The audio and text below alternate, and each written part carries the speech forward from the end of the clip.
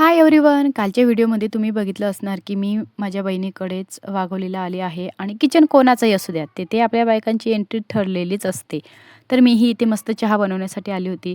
तर तिला आहे ना मसाले चहा घ्यायचा होता माझ्या हाताचा. तर म्हटलं चला आपल्या दोघांसाठी छान चहा बनवूया आणि आईचं इथे नाश्ता प्लस जेवणाची पण तयारी चालू होती.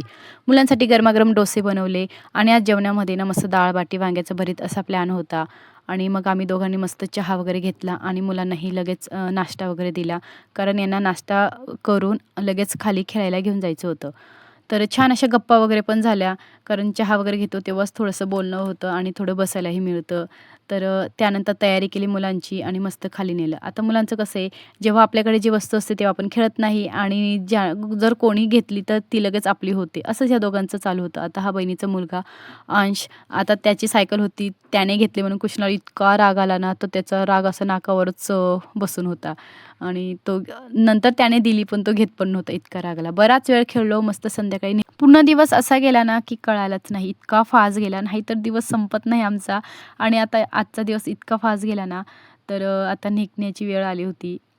आणि हे दोघं पूर्वा आणि कुशा खालीच खेळत होते. तर त्यांना वरती नेलं असतं ना, तर ते आलेच नसते. म्हणून त्यांना काही कळूच दिलं नाही. अशीच गाडी बुक केली आणि खालच्या खाली पटकन त्यांना गाडीत बसवलं. तरी बसताना त्यांचे तोंड बघा कसे असे झाले, की "नाही ना, आजच्या दिवस थांबूया, अजून खेळूया एक दिवस, नाहीतर मग आपण उद्या जाऊया." असं दोघांचं चालू होतं आणि कृष्णा तर लगेच रडायला लागला. तर आजीला घे ना सोबत, नाहीतर मी पण थांबतो, तू जा घरी. असं चालू होतं आणि खूपच रडायला लागला. तर ते ड्रायव्हर पण त्याच्याशी बोलत होते, "अरे रडू नको, आपण पुन्हा येऊया." तर त्याला, "नाही, मला इथंच खेळायचं आहे, मला कशाला घेऊन चालली?" असं चालू होतं.